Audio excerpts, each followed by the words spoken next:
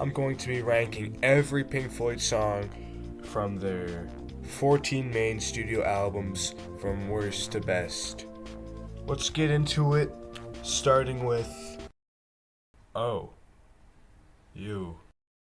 So I'm not going to be including The Endless River because I don't really see that one as a Pink Floyd album. I see that one more as a David Gilmour ambient thing for Richard Wright. Now, let's start. Starting at number 130, we have... I know it's a very bold take that this is the worst Pink Floyd song. I don't really need to explain why. I won't even consider this one a song. This one's just a really odd interlude. When it comes to songs with parts in them, I'm going to be ranking them as just one, and A New Machine is just terrible. An uneventful intro to a very uneventful album. Boring interlude. This song is so bad and cheesy, it's actually hard to listen to.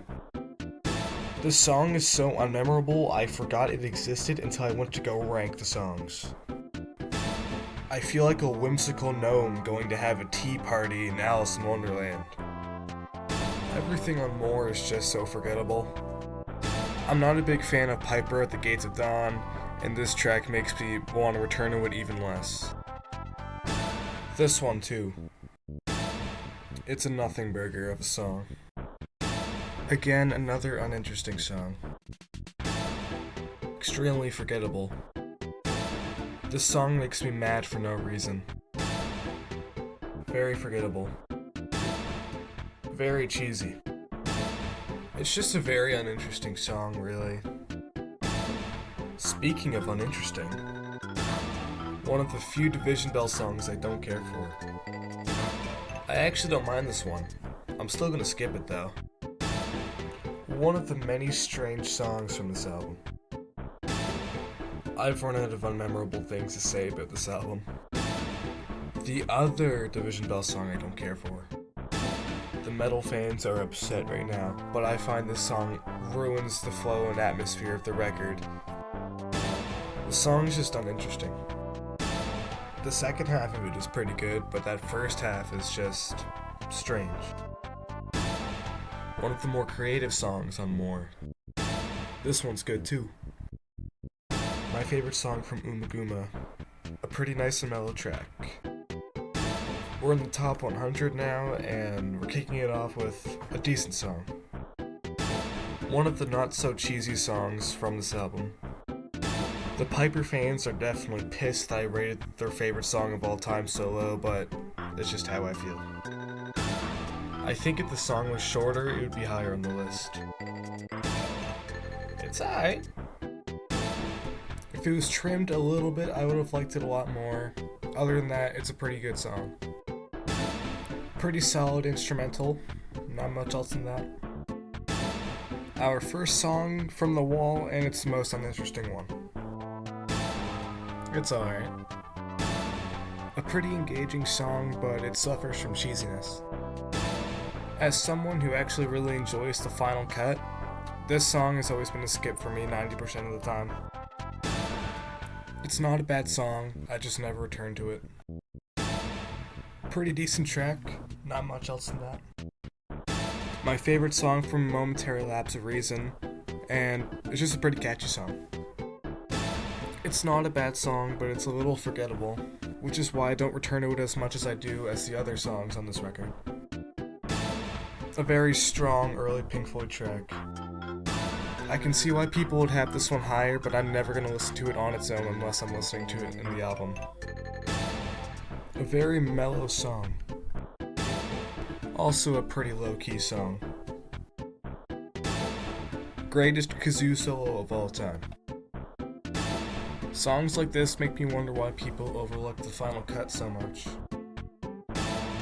One of the more slept-on songs from this album. It's a pretty catchy song. I used to return to this one all the time. A little forgettable, but it's a good track. A good intro to an album, and it really sets the mood for the rest of the record. I know this might be a little high for its placement, but I think it's such a fitting end to The Wall. One of many showcasings of Roger Waters' brilliant songwriting. It has a really nice atmosphere, but it gets repetitive after a little while. A really good instrumental track. I like the song's atmosphere a lot. One of the most slept on Pink Floyd songs in general. I wish Pink Floyd did more songs like this one. Pretty good opener. This was one of my most listened to Pink Floyd songs after I first heard this album. A really good stoner influence song. This song, like many others from this album, sounded really nice. It is a well-written song and a very good closer. A really mellow acoustic song. It's pretty good. A really slept-on song because this one is really good. And we have also reached my favorite song from More. The song sounds really desperate, and that's what I really like about it. This one too. This song was on the Wall movie, but was cut from the final album, which kinda sucks because this is a pretty good song. I love the brass and horns on this song. I feel like it's what really makes it stand out. A fantastic song about Waters' late father. This track serves as a breather after listening to the already amazing Comfortably Numb. It's just a really fun song to listen to. I love the song's dreamy landscapes, and David Gilmour singing is really nice on this song. Perhaps the grooviest Pink Floyd song. I always forget this one exists, but when I do remember it exists, I do really like it. A fantastic opener to an album. Starting off the top 50 with a great song. I love this song, it's truly one of the most underrated from this album. A super good experimental song, and my favorite song from The Piper at the Gates of Dawn. From here on up, I would consider these songs to be phenomenal. And this one is a very good starter case with that. One of the more overlooked and underappreciated Roger Waters songs. I love how the song builds into this climax where the main character of our story sounds absolutely crazy. A pretty straightforward song, and it's very good. This song alone makes Obscured by Clouds worth checking out. The song carries the album very hard. I love the guitar work here, and very catchy song. This song truly captures the feeling of emptiness and despair, which is not an easy thing to do. I absolutely love how this song sounds, and it's something I return to quite frequently. Again, it's a really nice song to listen to. The song is super fun, it's super catchy, and a prime example of peak old Pink Floyd. Again, I see why people hate on the final cut, but songs like this make it amazing. The only song on the record where David Gilmour actually sings, and it's one of the best ones on the album. My favorite song from the album, its lyricism, it's amazing, and that saxophone solo just really ties the whole thing together. A simple acoustic song from Roger Waters, and it's a really nice bookend for the album. My personal favorite Syd Barrett song from the band is the darkest Pink Floyd song, and I think it rightfully deserves its spot here. A catchy and simple segue into Another Brick in the Wall Part 2. The acoustic and horns mix really well together on the song, and David's voice really helps put the song together. The song actually just is a banger. I really love how anthemic the song sounds. From now on, any song here on up I deem a masterpiece, and Any Color You Like is an amazing instrumental and really helps the flow and balance for The Dark Side of the Moon. A grand 20-minute epic with lots of horn and brass. Really overlooked song. One of the more groovy songs from The Wall. One of the most haunting songs from the album. The guitar part is really well done. This song is so underrated it's criminal. It's one of the best Pink Floyd songs post Roger Waters. All three parts of Another Brick in the Wall are all phenomenal. And if you ask me, part 3 is probably my favorite. This is unexpectedly the highest ranked song from the Division Bell for a good reason. It's a perfect swan song, and the Endless River should have never happened. This one's just happy. The SpongeBob on Fire song. Brain Damage potentially has the hardest name drop of any album ever, and Eclipse brings the album to a full circle. One of the most insane songs they've ever written. I love how theatrical it can get. A beautiful opening song to one of the greatest albums ever made. This song is arguably the first true Pink Floyd song. The build-up to the song's climax is absolutely unmatched. It's a very rewarding song.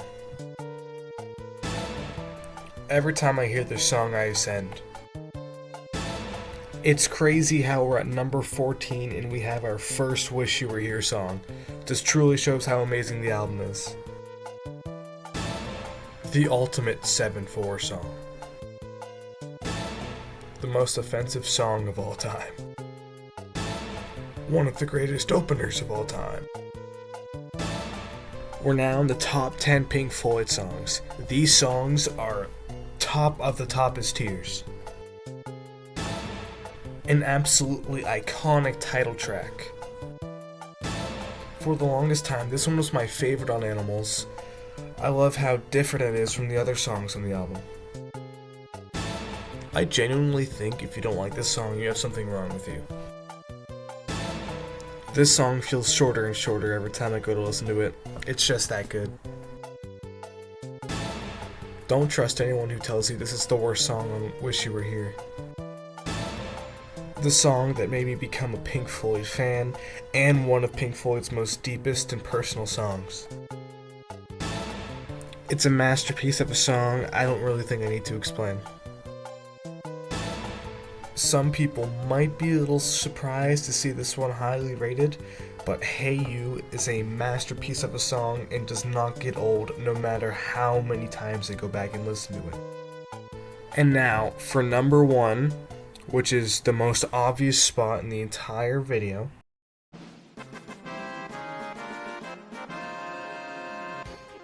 I could probably rant for hours telling you why this is the greatest song of all time, but I'm not going to do that.